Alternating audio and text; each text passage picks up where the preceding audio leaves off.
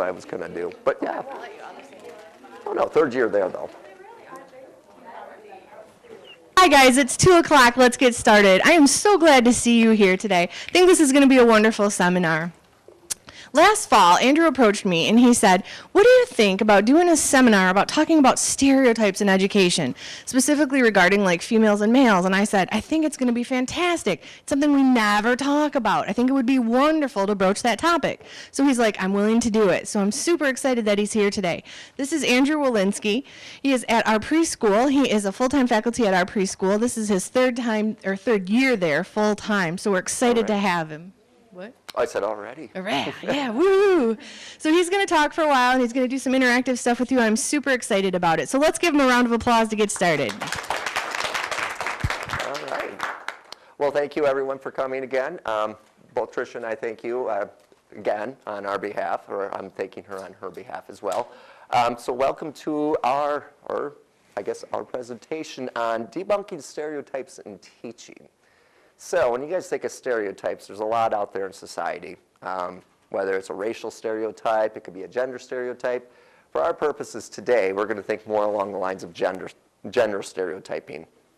Kind of thinking along, oh, he's a male. He doesn't really belong over here in the preschool setting. No, he should be over in the high school, college settings. Or if you're a female, particularly, society often views us as women being more at the preschool, elementary year level. But that's not such the case.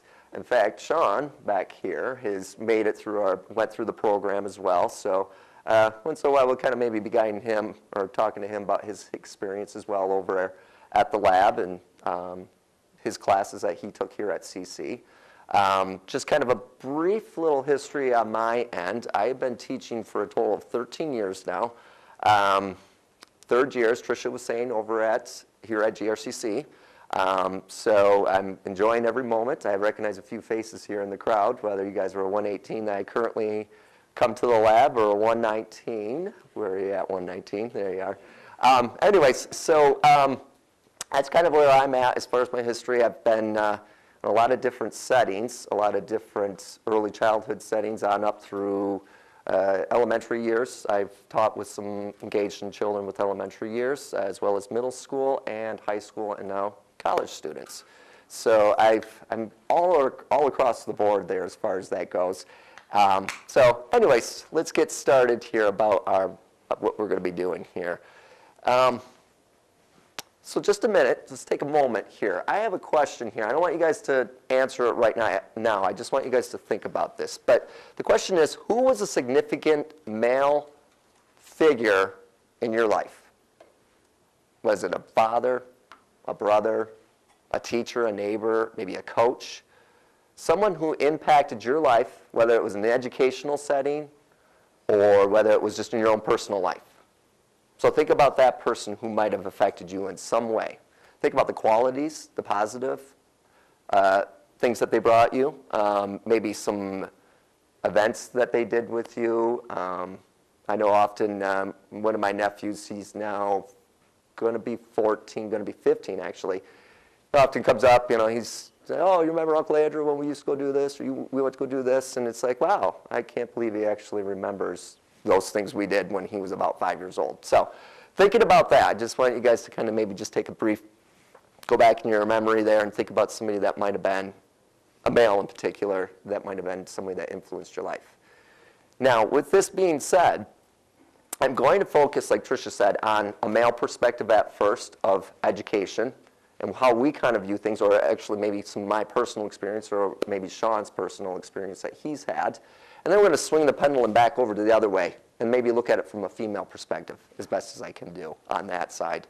And then we're going to close up here by having you guys see both sides. What happens when both males and females come together in education? What kind of benefits can we gain? What kind of qualifications? Oh, this person does this way. Oh, this person does this way. Oh, sometimes we do things the same way. So kind of thinking along those lines. So it kind of gets you guys generating some ideas in your head there about how, us as teachers, if you are going into the education field, what kind of perspective do you see going into it? So this is, again, just a follow-up of why we're here today. So, again, I'm going to list some typical stereotypes that are geared towards men in the preschool and elementary teaching, because there's a lot out there, whether it's societal or your own personal. But I'm kind of here to break down that and have you guys gain a new perspective on that. We're going to look at some statistics of men in early childhood environments or elementary teaching. Probably when it comes to your mind, you might not think that a lot of males go into it, but that's why I'm here, to kind of see that other side of things. We're going to talk about trying to eliminate some bias that goes towards men who pursue careers in early childhood or early elementary. We're going to develop programs, maybe look at some different ways that we can accept males into these environments, and also keep in mind when we're talking about these things that we're also going to be discussing the female perspective of things too, about how maybe females can open their minds to these different things. And then the last thing, as I said before, we're going to look at both the qualities male and females bring to the classroom. So let's look at the next one here. All right, here I have, before we begin, it's a story about Juan. And Juan is just, I got this article from Men in Your Teacher Preparation Program from NACE, which is the National Accreditation for the Education of Young Children. So I'll just read this here to you guys real quick. I don't have Juan's story up there, so anyways, Juan enrolled in his local university after serving in Afghanistan as a young Marine. As a veteran, he qualified for a scholarship and began his studies as a business major. After a semester, Juan felt dissatisfied with his choice. Juan felt, remembering how much he enjoyed coaching children in sports, Juan thought that perhaps teaching would be similarly rewarding. He decided to make the switch to education. On the first day of classes at the School of Education, he found himself in the sea of women, including his professors. He liked the program and learning more about children, but as one of only a few men in his classes, Juan felt isolated. Although the women were friendly, he often found himself impatient with the way they discussed topics. Juan's family and friends were supportive. However, they questioned his career of choice of working with young children. So, with that being said, and kind of looking at some of the things that we're going to go with, what do you guys think of Juan's story? I kind of had a very similar situation to Juan when I first entered the field. I graduated. I went to Central Michigan University, and so this has been a while, and things have certainly changed over the years since then, and they still are currently changing, but try to position yourself into Juan.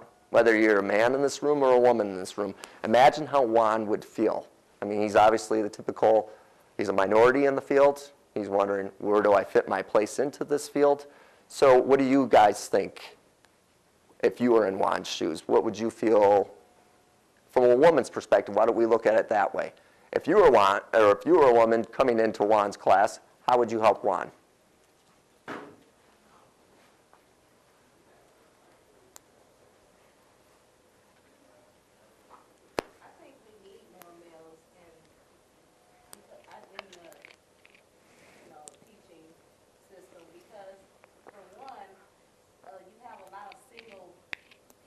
Mm-hmm. More women. Right. And then if you have more male figures in the teacher, they will get that, I think, what they're missing from the father figure from a male point of view.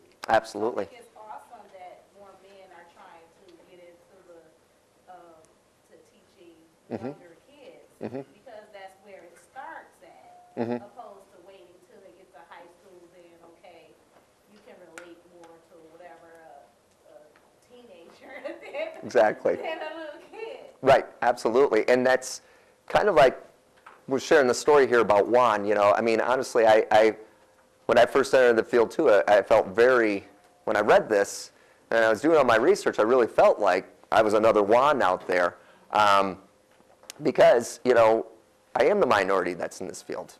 I mean, you guys come to the lab. Most of you guys have been there. I'm pretty much the only male teacher there. Sean, being a former male teacher, how was your relation into Juan's perspective, I guess we could say? It's the same, basically. I mean, when you go into it, I had maybe one class with another male, so that's all female. Right. I mean, you feel very isolated. There's nobody. Exactly. Not a guy there. So that kind of like, you're looking for that male camaraderie, someone to kind of maybe talk to, break down, hey, those kind of things. But, sometimes those perspectives like that are completely different from their own. So that can make some things difficult at times. Is there anything else that you guys think of when you have Juan? Yep, in the back. Well, it's the story of coming from the Marines, which is particularly a male-dominated subculture. Right. And moving into an environment that's quite different, really almost the opposite. Right. That's probably some culture shock for a lot. Oh, absolutely. And, go ahead. Yeah, and that's exactly what we were kind of seeing, that, society often views males as gone, like I said at the beginning, it's like, oh, males should go over in this. If you're going to go into teaching, which is interesting, historically speaking, males were predominantly teachers at first. I mean, you didn't have a lot of female teachers.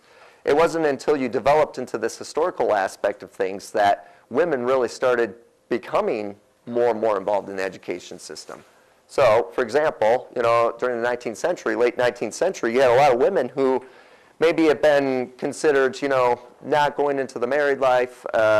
Historically speaking, they were the ones who were like, oh, well, here's a good profession for you, teaching. You can become a boarder, you can get, your wages weren't all that great. We all know that teachers' wages still aren't that great. That hasn't changed over the years. But women were able to go find accommodating housing. They were able to eat. They were able to just live normal lives. And why? Because they were able to do teaching. And as we advance more into the 20th century and World War I, World War II started breaking out, that's when you see really a huge explosion, more of women on that side and gaining that momentum of teaching. Men, on the other hand, really weren't going into that whole area of education. They were off fighting a war. They were off doing that, thing like that. So it wasn't really until the past, even maybe as late as the 70s, did we really start seeing men come more into the field. Again, it's slowly increasing, but we're still making our mark there. So as far as that, yes? I had a question about Yeah. I was thinking about, what if you go into a room and you saw, like a preschool room, and all you saw were like all men? How would people, perceive that? Opposed to like, okay, you see all women, like, oh, okay, it's okay. But if you go in a room and you be like, okay, my child is starting, and it's a room full of men that's teaching, you automatically, I'm saying, I'm like, well, I don't know. It's good to have both, but to see all men, I don't know how I would perceive that. Well, that's a good point you bring up. Yeah. And the reason why, a lot, like we say, it's societal perspective is saying that men are typically not these caregivers. They're not these nurturers. They're not, oh, you can't deal with these kids. You don't know how to deal with this kind of stuff. And that's biologically, that's where people often think women are, that's their place. Men belong here, women belong here. But come on, we're in 2013, a story like Juan, where he really wants to pursue his dream of becoming an early childhood educator. Maybe he wants to be this elementary teacher, and he's constantly being pushed down by these views, these perspectives that society brings him. So again, that's a great point. Think about it. What she was saying was, imagine coming into a preschool room where it's predominantly teachers are women, females, and you walk in and, oh, it's all males in here. What would your reaction be to that? Or put it in opposition to that and say, where it's generally a male-dominated field, say law enforcement, we see women police officers now. We have some here on campus. Do you really think that they belong there? We've kind of become accustomed to them being there. So what the idea is, we need to start trying to hopefully bring those men, like you were saying, over into that field and saying, you know what, because I've gotten that many a times. I mean, I'm not going to get into all the whole details of that, but, I've been, oh, there's a man here. You feel at times like you're welcomed in, but you really want to know from your personal perspective of what are they really thinking? What are they thinking about me? And which is going to come up here in a little bit about some of those stereotypes that we talk about. You're automatically going to judge them. In fact, tomorrow, I'm going to be talking on another panel, basically a student, well, it's going over to Diane's class, and we're going to be talking about, again, about stuff like this. Students are going to be posing questions. Sean's been in there as one of the students, and it's just basically seeing our perspective on early education or elementary education. So it really, and I think it's a great opportunity for students to realize that when they can ask their own personal questions about you, well, as a teacher in that field, what do you see? How do you view things differently? Now, my female co-teachers might see something completely different that I don't agree with. And then there's times that we agree, and then there's times that they don't agree so much with me. But again, that might be just that natural, man versus woman kind of idea. So let's move on to the next slide here, though. All right. Again, stereotypes, what we're talking about. A lot of times, society views this way. They look at men as not nurturing. Only women are. Well, think about your own father. Or your own, like I said, about that significant male figure that was in your life. Whether it was a grandfather, it doesn't have to necessarily be a father. What if it was a coach? What if it was a brother, a cousin? Any male figure that came into your life, were they there for you? Were they nurturing? Yeah, not all men are, not all women are. Men who work with young children are considered pedophiles. Not all men are considered pedophiles. If you look at my record, you ain't going to see nothing like that. That doesn't say that, that both sides can't be. But that's generally, again, I'm talking from a societal perspective, that most people think, oh, you're here for another reason. You're not here for this child's education. You're here to hurt this child. That's something to think about, too. Or you might put it on the flip side and say, oh, you're a woman. Oh, you shouldn't be out here on the streets being a police officer. You could easily get taken down, or something could happen here. But is that always the case? So again, looking at these kind of ideas here, or saying that most men are effeminate, they're not going to be identified as being masculine. That's why they go in this field. So that, then they get this whole other array of things about, oh, this is who they are. And you're making these judgments about these individuals. Is that necessarily okay to do? No. I mean, we're working with children. What are we teaching children? We're teaching them how to get along, how to conflict resolution. Well, there's a whole array of things that we do on a daily basis. In fact, just this morning, my whole morning was filled with conflict resolution. The kids didn't get a chance to go outside, so it thinks, in my terms, in my perspective, is what I call out-of-sort days. And you deal with things. You deal with a lot of different things, but we're all on the same page. We're all the teachers in the classroom. We're all there for what? The children's education and those children. And of course, when you guys come in, you guys are there doing your observations. You guys are there to learn about, hey, what are these kids about? We want to model the best for you guys to show how these things work. Hopefully you guys gain that when you come to the lab. But again, this is just some stereotypes. These are just a few, but think about a few other stereotypes that might be out there. And again, stereotypes are found everywhere, not just, in these school settings, but also in work settings. So, all right, I have another story here. This one, again, it's not on the PowerPoint, but this one is in regards to Mike. And again, as I said, it's kind of, I'm doing a lot more of trying to open up just from my male perspective, because that's obviously me, but I am definitely going to get to the female perspective here next. But either way, here's Mike's story. Mike was an enthusiastic 19-year-old who applied for work at a small urban child care program. He worked once at a summer camp with school-age children, but never in early education. Despite his lack of experience, the program hired him after conducting a 2-hour interview and checking his references. So right there, what does that tell you about what they think about him? Think about if that was the opposite. Think if Mike was a woman. Do you think that they would do as much background checking or referencing as if it was a woman versus a man? They should. But why? Why should they do it just as much for women as they do for men? What makes men so much more apt to being, oh, we better check his record, versus, oh, well, she's pretty clean. She looks clean. Let her on in. So what are you guys thinking? In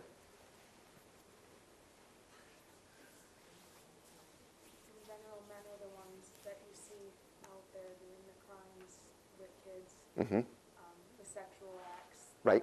abusive acts, so men are the one that people are more generally apt to accuse and view as the ones who are abusive or viewed as the ones you want to look out for. Absolutely. I don't know if everyone caught that, but she was saying that, generally men are the ones who are out there, again, which is advertised a lot in the news, men are the ones who are out there being stereotyped or being pinpointed to these vicious acts of, again, like pedophile type things or harming children in another way, abusive. It doesn't have to necessarily be sexual abuse. It could be emotional or physical abuse. But think about that for a second. You're doing more of a time on a background check for a man than you are for a woman. But let's flip that coin now. Imagine, I don't know if you guys remember this, but a few years back there was a teacher down in Florida. She was a very attractive teacher. People would look at her and go, oh, she doesn't do anything. Well, lo and behold, guess what? She was having some relations with her students, one of her students. And this wasn't the first woman, female teacher I should say, that's been in that. So again, we're checking Mike's background here, but we're not ever really checking out, the other females. It's kind of like the wolf in the sheep's costume, like, hey, they're going to sneak on in and they're going to, get by. But is that always the case, So it's something that, again, think about. It's not always just the men who are going to be, again, it's the stereotype that we believe. And to continue Mike's story, during his first week on the job, he ran around and around with the children, chasing them until he collapsed from exhaustion. After resting a few minutes, the children piling on top of him, he got up and he did it all over again. The children loved it. Phoebe, an experienced teacher, encouraged his enthusiastic play with the children. After a week of observing, Phoebe met with him and said, boy, Mike, you're doing a fantastic job with the children. They love playing with you. He got a big grin on his face and clearly he felt very proud. Then Phoebe said, if you were to sit with a few children and read them a book, I know the children would love your voice, and of course, you could rest from all that running around. So it was Tricia and I were just talking before you guys came in here about just how she's mentored students over time, and and it doesn't really matter who that mentor is. If you're a female teacher, again, kind of go back to that mentor that was that male figure in your life. What did that person do for you? Well, let's flip it over here. In this situation, Mike's story is about a female mentor. What could she offer to him? Again, the idea is to come together, to think about things together, and not to separate yourselves in teaching. So again, like Tricia was saying, she's mentored students before, or, has guided them. I mean, does it really matter who it is? I could think of one particular mentor right now, Jane Ann, who's helped me out so much, over the past 3 years here. It's just one of those things. And it's one of those things where she's looking at me and going, you know what? I welcome you into my preschool, and here's what I see that I'm seeing. And here's where I think you could still continue doing these things. Just like Phoebe was telling Mike, hey, you got a great quality here. Why don't you take that and run with it or use that in the classroom? So with that being said, it was great advice and used it because it was delivered with such a positive tone. Every week, Phoebe made another suggestion, adding so he could rest after playing so well with the children. A few months went by, and although he still was engaged in vigorous outdoor play with the children, he had added other activities to his rapport, such as reading, block building, art, and dramatic play. And he felt welcomed by Phoebe and the other teachers, and he found early childhood education fascinating and challenging, and he recognized the significance of work in this field, but he wondered, where are all the other men? Where are they? Again, another question to think about. Why do you think men, aside from the stereotypes that we showed, or that I was showing you guys, what is the biggest number one factor do you think is why men don't go in the field? Aside from the whole stereotypes. Of course, it's the money. And why? Again, societal view says, men, you have to be the breadwinners. Women, your job is to stay and watch the children. How many times do I see not just over at the lab, or over the course of my 13 years, have you seen when a child, unless the situation was a family where it was a single father, which happens, it really does, which is great, because hats off to them. But think about that for a second. Just to go back, and I'm going to bring up two perspectives. One, men being the breadwinner. Oh, they have to make all the money. They don't have time for these children. Well, that's probably what they're thinking to themselves. But, again, I stuck with the field because I love what I'm doing. It doesn't matter what this brings me on a bi-weekly, weekly basis, whatever it is. I love what I'm doing.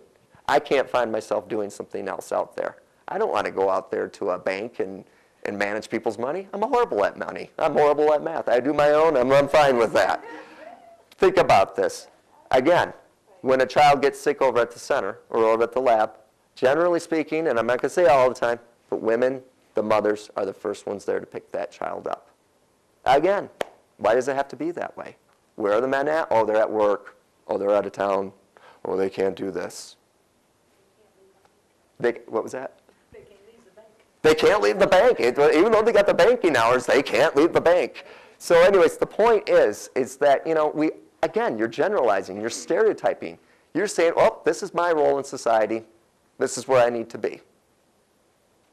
So it's something, again, to think about, that those, which, it's no one's fault in this room. It's a combined effort that we need to show that men can do this stuff in this field and women can do this in this field. So, here's some more statistics.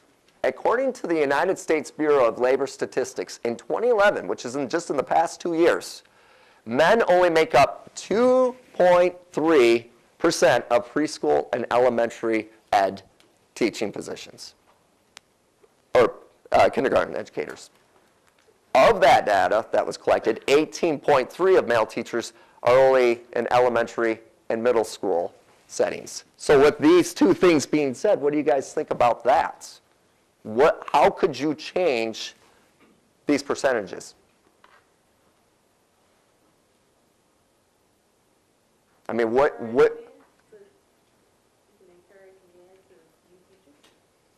There you go, for starters, absolutely.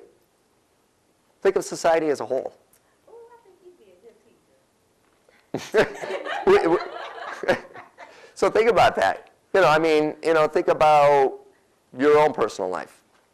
Think about how society tells, oh, this is, again, going back to that. Yes? I feel like growing up, as a boy or teenager, you never get asked to babysit. You never are the one that goes and babysits little kids. So maybe getting more boys exposed to little kids, and so maybe they can see that they like that.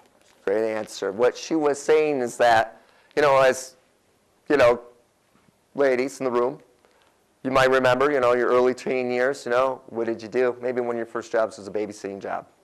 Looks kind of odd if a guy said, hey, I'm going to come over and babysit your kids. Doesn't usually happen. Why? It goes back up to that whole stereotype. You're going to harm my child. You're going to do something to harm that child. We don't ever think that women are going to do that. It's just, we'll put it on this way too. Just recently, the Obama administration was talking about putting women on the front lines. Now, it doesn't matter which political perspective you have on things, but there was a few individuals from a particular party that thought, no, I don't think this is right. They can't go out there and do that. They don't have the physiological means to do that. They're going to be certainly, it's just like the officer mentality, law enforcement. No, women can't do that. They're going to get attacked. They'll be done. But, so it's the same thing with men. Oh, they can't do that. They don't know how to engage with children. They don't know what they need. They don't know where they're at physically, cognitively, emotionally. They don't know any of that stuff. They don't know how to set up a block area in the classroom. Oh, and if they do, they're just going to stay over there with the boys and engage with the trucks. They ain't going to go over in dramatic play over here where they're going to dress up like this. So yeah, I know it sounds funny because that's, not the way we've been raised, but think about that. These kids, they're not going to sit there and judge you. What they want to see is the engagement that you're doing with them, that you're there. Again, some of those kids don't have any kind of male figures in their life. You may be the only male figure they have. And I've been told, and that's the interesting thing, is that's where I've often had, parents or grandparents say, wow, thank you so much. You're the only person in his life right now, or her life. So, yes? Just wondering, maybe not, but do you know by any chance the statistics for high school, the percentage of men in high school, and do you think that's an issue at all? I don't know the percentage offhand. Definitely, can say this, vouch this, that men are definitely more majority geared towards high school or on up through like professorship. In fact, some of the research, I didn't include it in here, but it definitely shows that more men, if they are to go into education, they go up high school on up. Again, it's one of those things where, again, the young children being exposed, that's not their realm of education. So they really kind of push for more of this kind of setting like this. But interesting that you say that, because I'm going to show a slide here, the next one here, about the differences between education of men and women and how women are actually raising their stakes. And actually more women right now are gaining ground and gaining their master's degree versus men. And I have a percentage to show you guys that as well. To continue our statistics here, we have a recent report last year out by the Department of Education that said that more men, and again, it goes back to what I was saying before, just a slight bit, but we're making progress. Think about the civil rights movement. It wasn't just about racial equality. It was about gender equality. What were women doing? It's not just the civil rights. This has been going on for years before that. But with that being said, we're kind of moving in that civil right sense, in that mentality, that more men are becoming more elementary teachers. They are gaining momentum in those preschool settings, those early childhood settings. I know in a couple weeks when I go to a conference downtown here at the Amway, I'm going to be probably this fraction of men there. The rest is women here. And it doesn't offend me. It's just the field that I chose, and it is what it is right now. But until we can start changing this, that's going to stay like this. But on the other hand, more than 50% of men have become part of teacher training programs in the past 4 years. So since 2009, we've actually seen this raise, and hopefully we'll continue to see that percentage raise up there. But again, the question is, I want you guys to think about is, how can you do that? How can you individually or as society, how can we do those things like that? All right. So, 5 things that you possibly could do that might help your thinking right now. 1, encourage more men to work directly with children. Offer them, like we were saying, have those conversations like that where you're, hey, you would make a really good teacher. Do you ever think about going into that? Another way you could do it, you get these, if you went through 118, I know I ask you guys when you come through and you're at the lab, oh, are you guys going to elementary? I ask you guys going to education? Because I want to know who's out there. What men are out there going into education?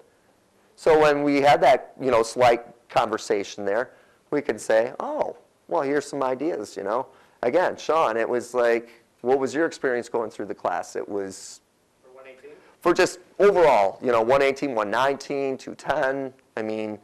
Most of it was in the same room, so I was able to actually, learn more about the children, see them grow up, and the preschool was a good experience. Everybody was welcoming, but you're still the minority. Absolutely. Absolutely. So again, like what Sean was saying, is, we're encouraging more men to go into these fields. But the question is how could you do that? It's whether it's a personal conversation you want to have, or if it's, come over to the lab. You're working there. You're like, hey, I really enjoy these kind of things. Working with this kind of setting. Be a mentor, or provide a mentor, like we were saying. I mentioned earlier, I currently have a mentor that just walked in here. But she's been a great mentor for me. She's for the past 3 years that I've been here, and I had ones prior to her as well. But it's helped me to gain momentum and helped me gain new perspective on things. It's opened up new doors for me. I've learned to, different perspectives. And these mentors aren't just always, your supervisors. They could be directly your coworker next to you, because I can think of a few mentors that I work directly with, how their experience alone helped me kind of get into that whole thing and really start recognizing, hey, here's your importance here. This is your role. Again, it goes back to that whole, a grandma comes up to me, or a mother, or, someone. You're the first male that he has in his life, or the only male currently in his life. Do you know how much they talk about you? And again, it's not this monetary system that we want to base our reward. It's because, wow, what that makes you feel like right here? Makes you feel like, wow, I'm going to come back the next day and see what that child's doing. Or, how are they doing? And watching them develop like that is just, it's fascinating. To be quite honest, off the subject, I fell into this whole field. We're talking about how do you encourage more men? It was a personal choice for me to go into it. I remember going through, and maybe some of you guys can, relate to this, but coming along, doing my undergrad, don't like that major. Next, next thing you know, I'm like, wow, child development. Oh, let's just take an intro course, see what that's about. Next thing you know, I'm doing more involvement. And like Sean was saying, I'm watching men that were in those first initial classes, we'll say 118, and then by 119, and then by 210, et cetera, et cetera. Until eventually you meet that co-op position or that place in your education, you're like, whoa, what happened to all the men? They're gone, I had one other male that I worked with, it was great, and it was nice to see his engagement or his perspective on things. So, third thing we could do, and I know this is kind of difficult and I know we don't have anything, but this one really made me think about some stuff, about facilitating a men's support group, on campus.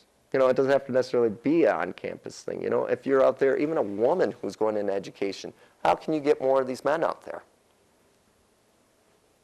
Start a support group. Support groups are for everything. Well, we could start another support group for nursing and other things, anything else.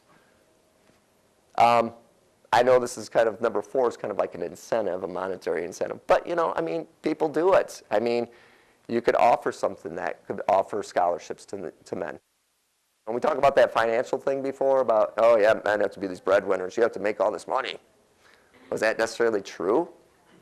You don't always have to make the big bucks to support your family. And 5, you could adapt programs to culture, in our culture, to welcome men. So by doing that is by welcoming more men. If you're already out there in the education field, how can you offer, be open-minded to these things? Again, we're back in 2013, and we're presently, obviously, in 2013. How could you adapt different ways to welcome men into the field? Does anybody have any ideas how you could possibly do that?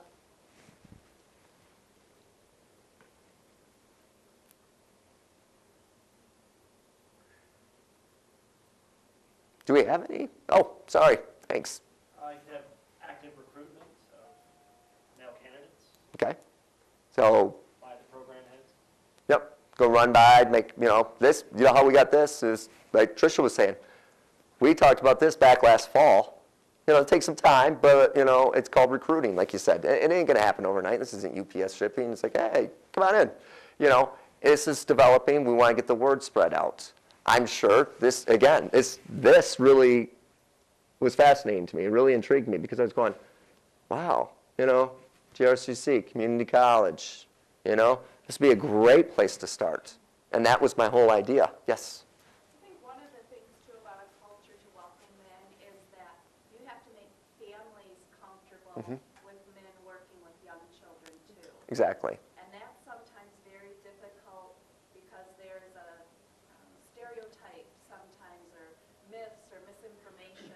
And so it's really important that people who recruit males have their back, for Absolutely. lack of a better word, but really feel comfortable talking to families about how important it is for men to be in the lives of young children. Absolutely. And like Jane Ann was saying, which I don't know if I included it in the next PowerPoint or next slide, but either way, when you do have men out there, like I said, we currently have a couple, well, we have one single dad I can think about right now, offhand, over at the lab, and think about what he's feeling when he comes walking in.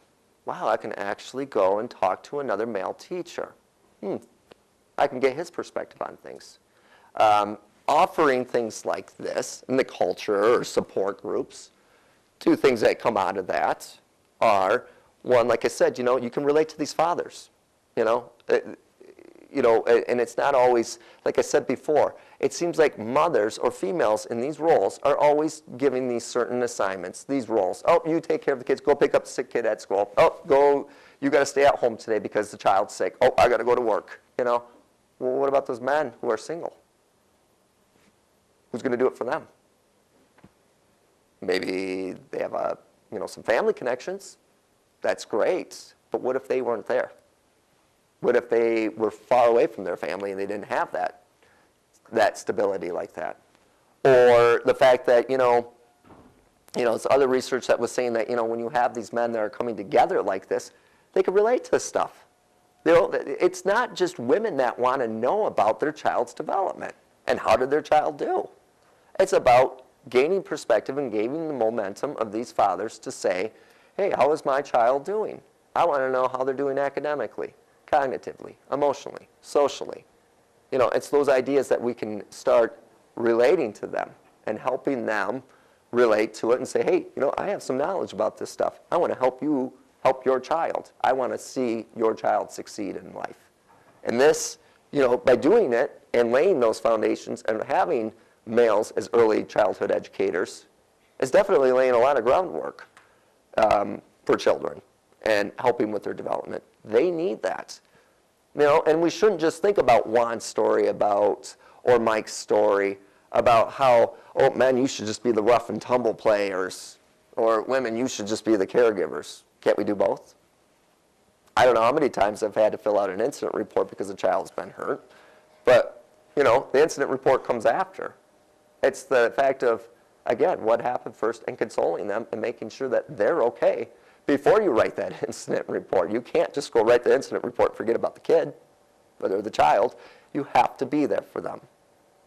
You have to. It's like, that's just the way it is. All right. Now, let's switch that pendulum back over on the other side. Let's look more at the female perspective right now. Female teachers, again, are more likely to expect, you walk into a typical classroom, and again, it's just what research is showing. This isn't a personal take on me, or what I believe. But research has shown that female teachers, and this sounds kind of obvious, that they're more likely to have quiet, very just, hey, everyone's doing their work, we got a lot, just things are going. The men, has that loud classrooms, Sean and I joke about that, when him and I are just the teachers in the classroom and we have a students in. And Thursdays sometimes, that's just the way it is. We could be a little bit louder. And that's okay. And I'm not saying that about just Sean and I. That could be women too. You can have loud classrooms. It doesn't always have to be quiet learning, organized, everyone sit in their seat. It doesn't have to be that way. But, and again, I didn't put this up here, but recent research has shown in the past 2 years, so from 2012 or 2011, it showed that young girls learn better from female teachers, and young boys learn better from male teachers. What's up with that? Even though we're talking about all these stereotypes, but why do you think? What do you think the importance of that is? If men are teaching young boys, they learn better. If women are teaching young girls, they learn better. Well, does it sound kind of makes sense, right? Naturally speaking, but why? They relate? They've been there. They honestly, building blocks, okay, I'm gonna build something for myself, guys never build something. Mhm. Something, they can just not. Yeah, you probably don't have a problem with them knocking over in a big noise thing, and Right. it's like, okay, you guys. Right. So it's just, I'm learning that though, learning how to deal with these But it is, but you know. But I would just ask you something. So you've learned to adapt your style, your learning style. And why is it? Is it because you're more open again now to that, or was it because it just is like? I'm learning how to let kids be kids. Mm-hmm. You know, I'm an adult, and you know, I'm like, okay, I'm not gonna build something in my house and knock it down. Right. But these are toys, and they need to learn that they can tear something down and build it back up. I mean, because it's not enough blocks for you to just Right. keep building. Right. So you gotta knock it down. And sometimes the greatest thing about that, you guys, is the fact that kids need that. They need to see an effect of what happens if I knock these blocks down, what's going to happen. That was fun. That's good to let go of their frustration. Exactly. Instead of- Frustration, or they want to see do a little test. Hey, you know what? I love it when this falls down, but this time I'm going to put the blocks over here because it's trial and error. When I did it this time, this happened. When I did it again, that's how they learn. And that's why we talk about why, and that's a whole different other day of time, but that's how kids learn. They learn through play. And that's a great example of how kids adjust and how they adapt and how they develop. We had a question in the back? Well, I was just going to say, I mean, if male students use like a male Mhm. teacher and stuff, you know, they're thinking like, you know, they obviously think education is important and stuff, so it must be important to me too then, you know. Exactly. Something to relate to. So. Great point. She was saying that, you know, I mean, if, like you see, it's kind of like one of those whole things of like, oh, I see, you know, those figures in your life, boys can relate to other boys and girls can relate to other girls. And that's why the importance of, another aspect of why it's important for men to be in your classroom, I mean, or women to be in these other roles in society, which were typically male-dominated. Well, what do they have to offer? You know, I come in and bring a whole different sense. Sean and I bring in a whole different sense to the classroom. Not always. Again, I don't want you guys to get the wrong idea, but we gain a different perspective. The second portion of that is, again, what I'm talking about. More females we're finding are becoming more educated in these areas than ever before. You know, again, it's like, you know, the cure for cancer could be developed by a female. It doesn't have to be a man, you know. What if that woman didn't get the chance to go out there and do that science? Because somebody came along and said, you know what, I really think you should belong over here. It's something to really think about. And to really let yourselves question that if you decide that this is what you want to do, it's a great field, and you shouldn't let what society's telling you or stereotyping you to tell you you got to fit in this little box in this little category and you stay there. So, and the last thing here is, again, I talked about this before, and this is, I think, very interesting, that more female teachers, well, female teachers, I should say, I said women, but female teachers, 8.3 million females out there right now in this country alone versus 6.9 million men. So, woo, women, you guys are getting your master's degrees. That's a great, I mean, think about this. Think about 100 years ago. Where were men at? Where were women at? I mean, think about this.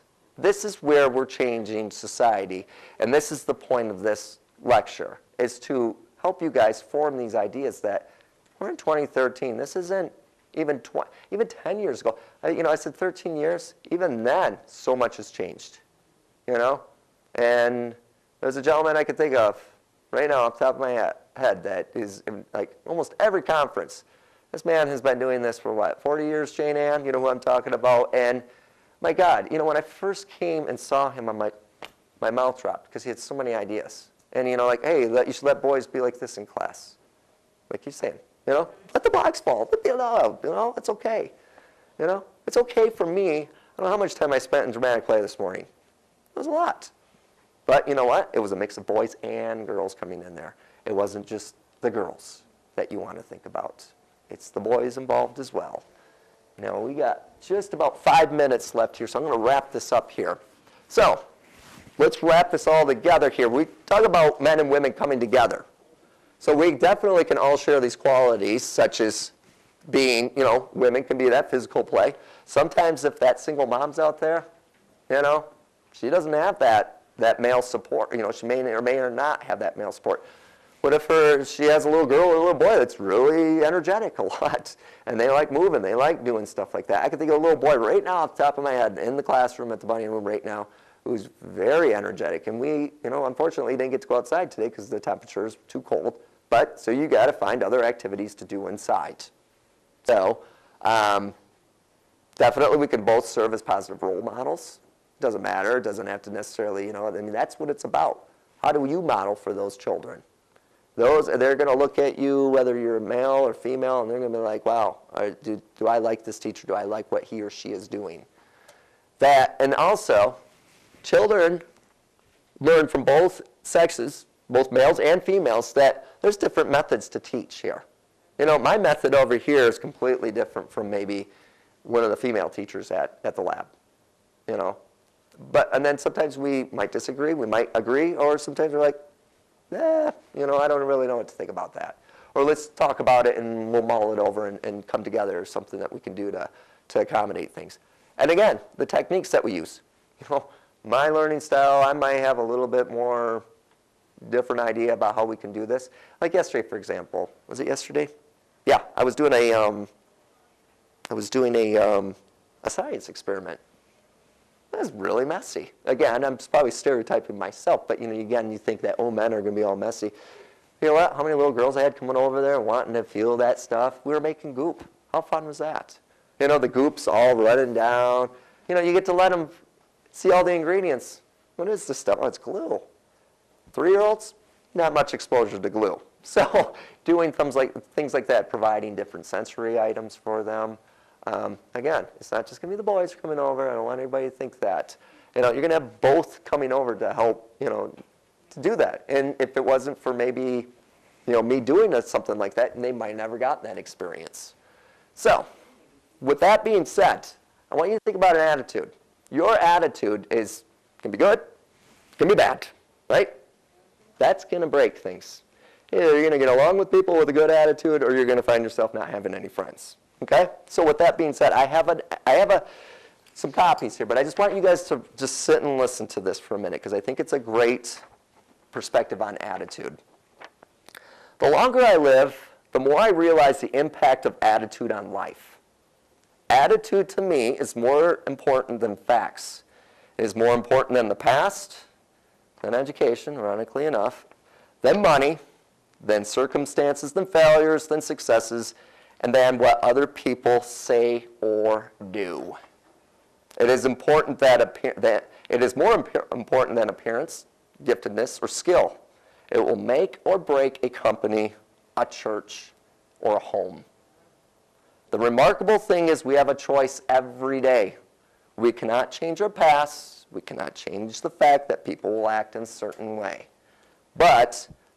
And we cannot change the inevitable. The only thing we can do is play on the one string we have, and that is our attitude. I am convinced that life is 10% of what happens to me and 90% of how I react to it. And so it is with you. We are in charge of our attitudes. And with that, folks, I believe that is the end of this. Do we have, I've got just a couple minutes. Do we have any questions, comments, anything like that here? Okay. Were you automatically drawn to the preschool age? You said you had started off getting into education things, and then you discovered the child development. Was that just automatically it hit you? You said you wanted to do children in preschool, such kindergarten age, or were you thinking something a little higher at first and then transferred to it? Well, good question. He was asking, did I strictly just say, I want to go into early childhood? Actually, I didn't. I'm going to be honest. I went into early childhood, and then after doing that, I was like, maybe I can gamble with some other age groups. Like I said, I worked with school age and junior high and high school, now college students, and so I did gamble with a couple other, but for some reason I keep coming back. It's definitely here, to be honest with you. I can't find myself being in another field, like in another educational level, I guess, if that makes sense to you. I like this. That's what put me there.